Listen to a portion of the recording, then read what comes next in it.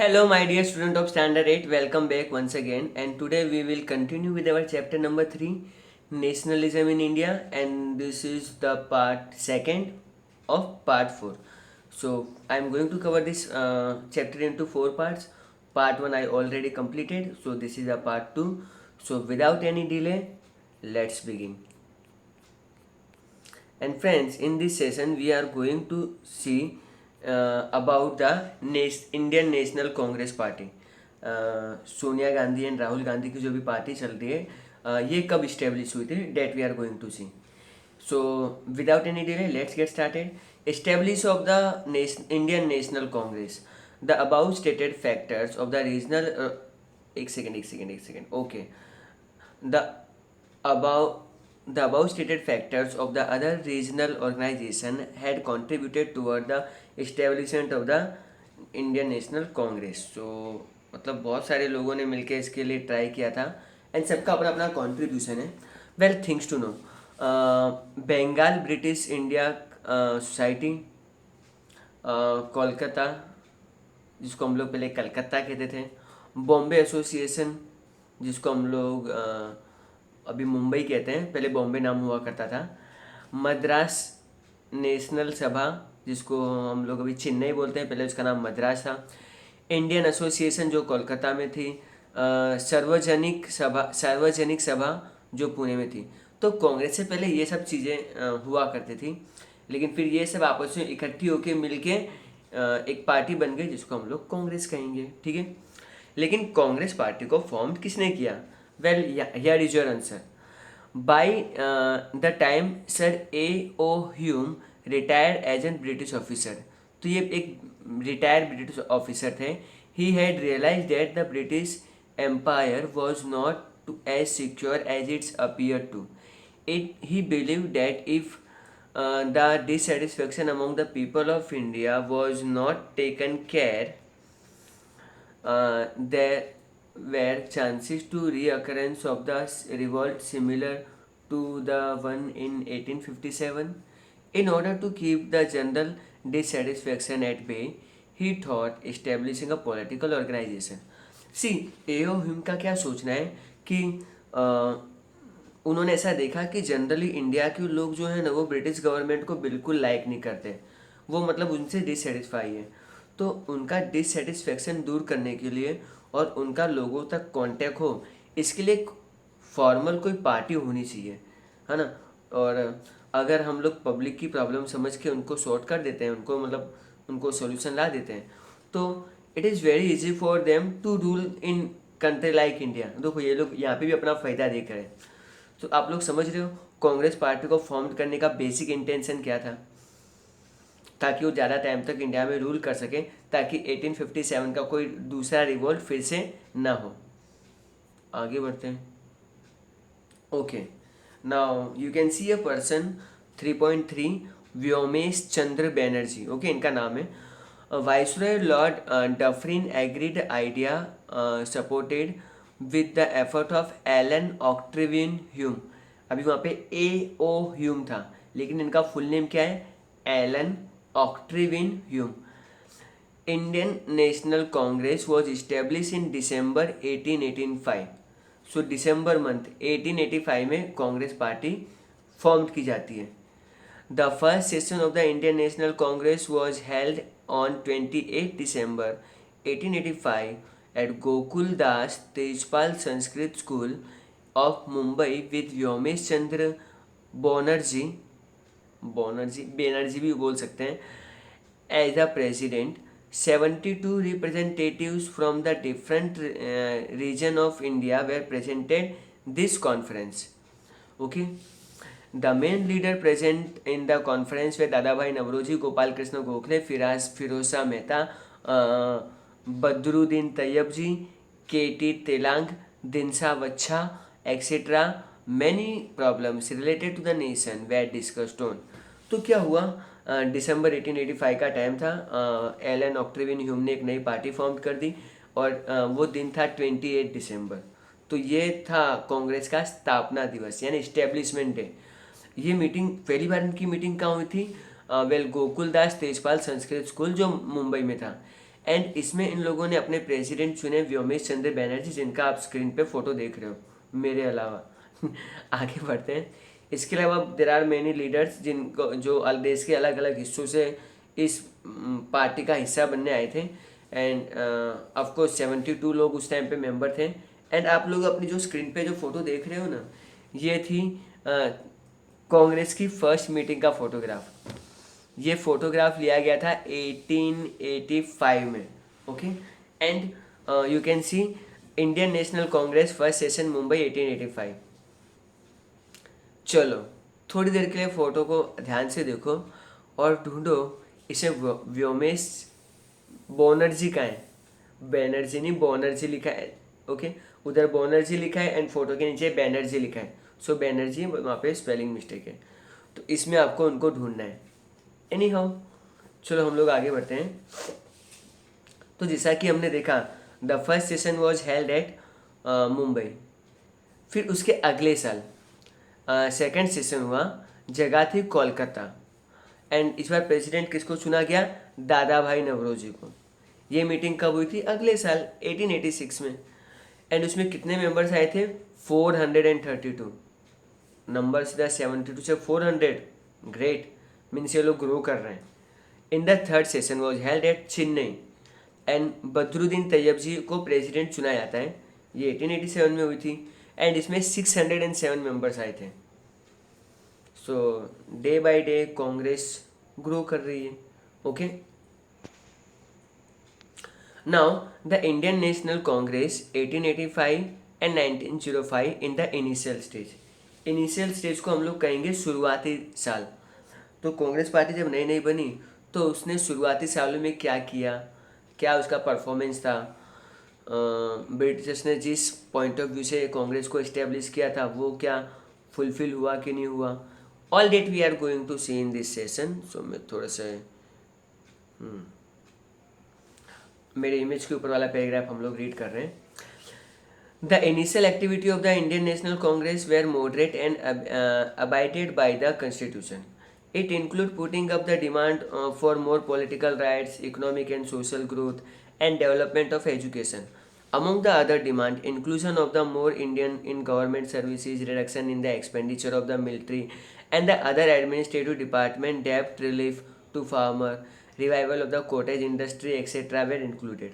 The British government turned down this demand. However, this demand laid down the strong foundation for the future struggle. तो ऐसा समझो, imagine करो कि British officers, ओ भाई कांग्रेस के president इधर आओ इधर आओ, हाँ तो भाई तुम्हारी क्या डिमांडें हैं हमको बताओ, तुम्हारी तकलीफ़ें बताओ तो हम तुम्हारी तकलीफ़ें दूर कर देंगे। अब आप सोच लो कि जब इंसान अपनी दुख भरी कहानियाँ सुनाता है तो कितनी लंबी हो जाती है ना। तो वैसे ही ये इनकी डिमांड होती है कि हमको पॉलिटिकल राइट्स दिए जाएं, ठीक है, हमको इकोनॉमिकली और सोशली ग्रोथ का मौका दिया जाए, एजुकेशन के अंदर डेवलपमेंट होना चाहिए। और इनकी डिमांड थी कि इंडिया गवर्नमेंट सर्विस के अंदर ज़्यादा से ज़्यादा इंडियन लोगों को रखा जाए।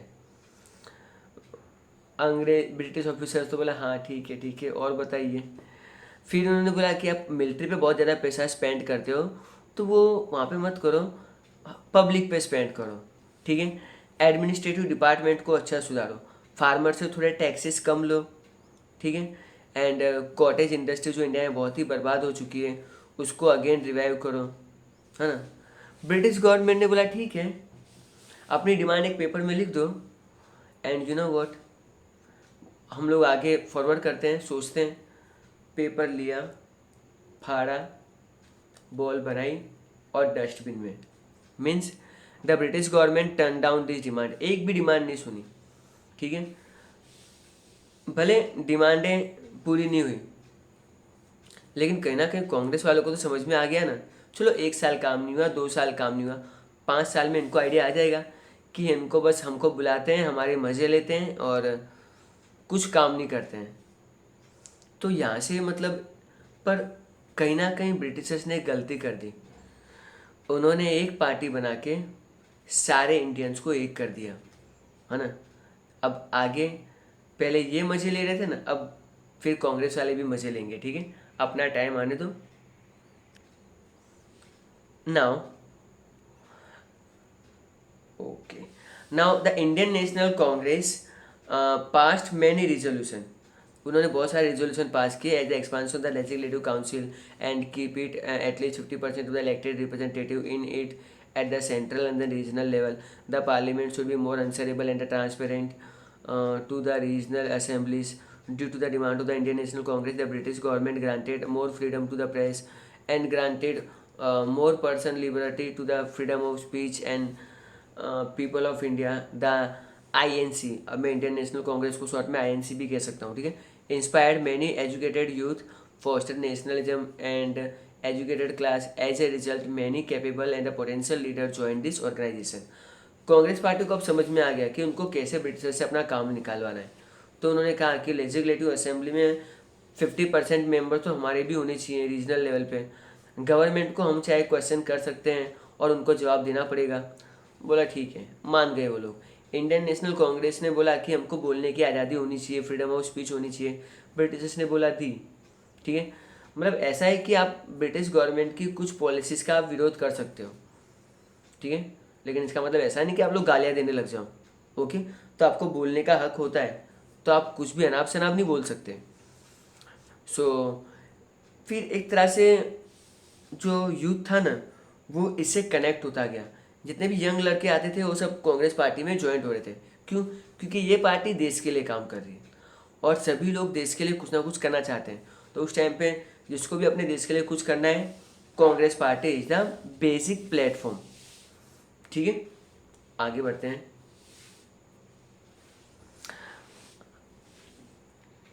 Visit any social organization and know about its system of working, आप कोई भी एक सोशल ऑर्गेनाइजेशन में जाइए और देखिए कैसे काम होता है। अब हम पढ़ेंगे policy of divide and rule, ठीक है।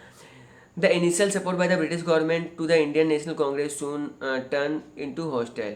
The British government officers used to attend the session Indian National Congress, but later on the government were banned to practice. The Governor General Lord Curzon took certain steps against the interest of the national integrity and ignored the opinion of the Indian. The partition of Bengal in 1905 as as a part of the policy of divide and rule. See, British government भी कांग्रेस की meetings attend करती है, वो कांग्रेस के बारे में सोचती है, कांग्रेस की सारी चीज़ें कुछ कुछ चीज़ें मानती भी है, पर कहीं ना कहीं ये बोलती कुछ हो रहे और करती कुछ हो रहे, है ना। और इन्होंने क्या किया, इनके जो गवर्नर जनरल है लॉर्ड कर्जन, 1905 में इन्होंने बंगाल को डिवाइड कर दिया। अब आप बोलेंगे Bengal, see when I speak Bengal तो आपको आज का वेस्ट बंगाल भी कैलकुलेट करना है, प्लस कंट्री बाजू में जो बांग्लादेश है उसको भी गिनना है। पहले ये पूरा एरिया बंगाल हुआ करता था, 1905 की बात करूँ तो। इन्होंने क्या किया, डिवाइड कर दिया। अब डिवाइड एंड रूल की पॉलिसी क्या है? सी ब्रिटिशर्स की सिंपल पॉलिसी थी डिवाइड एंड रूल, हिंदू मुस्लिमों को डिवाइड करो, उनको आपस में लड़वाओ और मजे लो और आराम से रूल करो, ठीक है। यही इनकी सिंपल पॉलिसी थी। Now we are going to talk about the partition of Bengal. Okay, so partition of Bengal में क्या हुआ? So first of all let me read the whole paragraph and then I will explain. Bengal was the biggest province of the British India. It included certain parts of the Bihar and Odisha आएगा, with a population more than 7 crore and 80 lakh. It was necessary to divide the Bengal since the administration of such a big province was becoming difficult. Instead of removing the parts of Bihar and Odisha, East Bengal, with a majority of the Muslim population, was separated from it. Bengal was most active province of the nationalist activity at the time. The main intention of the Lord Curzon was to promote the communal differences between the Hindus and the Muslim by action of thus weaken the momentum of the political awakening among the people. National leaders and common people understood the intention behind the partition and opposite what would have been possible ill effect of the Bengal capital. देखो आपको मैं simple बात बताता हूँ। आप लोग सिर्फ इतनी चीज़ समझो तो आपको अच्छे से सब कुछ क्लियर हो जाएगा।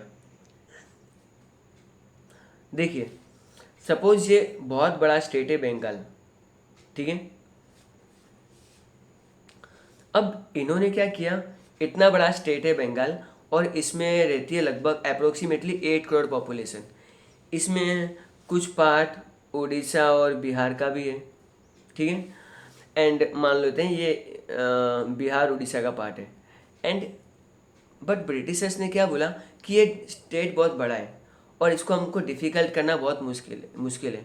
तो उन्होंने क्या किया, ऐसे डिवीज़न किया। अब इसमें प्रॉब्लम क्या है, इस एरिया में मुस्लिम पॉपुलेशन ज़्यादा रहती है और जो ये बाकी वाला एरिया है इधर हिंदी पॉपुलेशन ज़्यादा रहती है। आई होप आपको इतना तो समझ में आ गया होगा, ठीक है। तो लोग ये चीज़ समझ गए कि ये लोग जानबूझ के हमको बांटना चाहते हैं एंड इस तरह से उन्होंने ये डिवीज़न किया है। एंड वेरी सुन लोग इसका विरोध करने लगे। हाँ, अगर हम लोग भी समझते हैं आपको इतने बड़े स्टेट को एडमिनिस्टर करने में प्रॉब्लम होती है, तो आप डिवीज़न ऐसे भी तो कर सकते थे ना। लेकिन उन्होंने जानबूझ के ऐसा ही एरिया चूज़ किया जहाँ पे यूजुअली मुस्लिम लोग ज़्यादा रहते हैं। इनका मेन मकसद क्या है, हिंदू मुस्लिम की यूनिटी को तोड़ना ताकि वो अच्छे से रूल कर सकें, सिंपल। ओके, आई होप मैंने आपको अच्छे से एक्सप्लेन कर दिया होगा। Still if you are having any doubt you can ask me in the comment section also. चलो, बंग भंग movement, movement against the partition of Bengal. तो यहाँ पे बंग का मतलब होता है बंगाल, भंग का मतलब होता है तोड़ना। तो बैंग, कुछ लोग उसको बैंग बैंग मूवमेंट भी बोलते हैं, लेकिन बंग भंग मूवमेंट सही लगता है प्रॉपर प्रोनाउंसिएशन में। आई थिंक आप लोग ये 3.5 पे बंकिम चंद्र चट्टोपाध्याय की आप फोटो देख पा रहे हो। ये भी देखते हैं इनका भी क्या रोल आता है, बस इनको आप याद रखो। सो अब बंगाल तो डिवाइड हो गया। सो पहले मैं ये पूरा रीड कर लेता हूँ, then I will explain. People oppose this effort to break the unity and integrity of Bengal by rallies, demonstration, and by distributing pamphlets. Vande Mataram song from the novel Anand Math, written by Bankim Chandra Chattopadhyay, became the popular slogan during the protest. The nation was swept by a strong wave of nationalism. People in Bengal observe the day as the implementation of the partition as the mourning day, and people went to the strike all over the region. As per the suggestion Rabindranath Tagore, that day was also celebrated as the Day of Unity. सो बंगाल का जो division हुआ था, इसकी सब जगह मतलब बदनामी हो रही थी।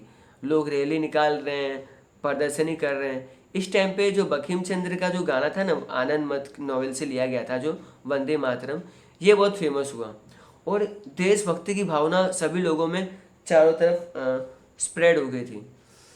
कुछ लोग इसको बहुत ही शोक दिवस मानते थे कि ये सबसे इतिहास का काला दिन है जब बंगाल का डिवीज़न हुआ। लेकिन रविंद्रनाथ टैगोर ने क्या बताया कि नहीं नहीं नहीं नहीं, इससे तो हम लोग सब एक हो गए, तो इसको हम लोग डे ऑफ यूनिटी सेलिब्रेट करेंगे, ठीक है। देखो फ्रेंड्स, कुछ चीज़ें होती है ना लाइफ में, तो कुछ लोग उसको नेगेटिव वे में लेते हैं, लेकिन रविंद्रनाथ टैगोर ने क्या किया, उसको पॉजिटिव वे में लिया। तो आपकी लाइफ में कभी भी कुछ बुरा हो तो आपको हमेशा पॉजिटिव वे में ही लेना है, ठीक है। फिर इसके बाद शुरू होता है स्वदेशी मूवमेंट। अब ये स्वदेशी मूवमेंट क्या है, well let me go through the slide once and then I will explain to you.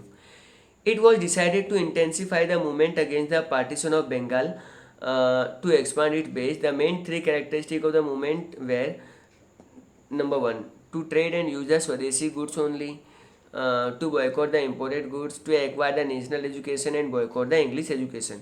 So स्वदेशी मूवमेंट के अंदर में जब बंगाल का डिवीज़न हुआ तो तीन चीज़ें मतलब लोगों ने मतलब फॉलो करनी शुरू कर दी।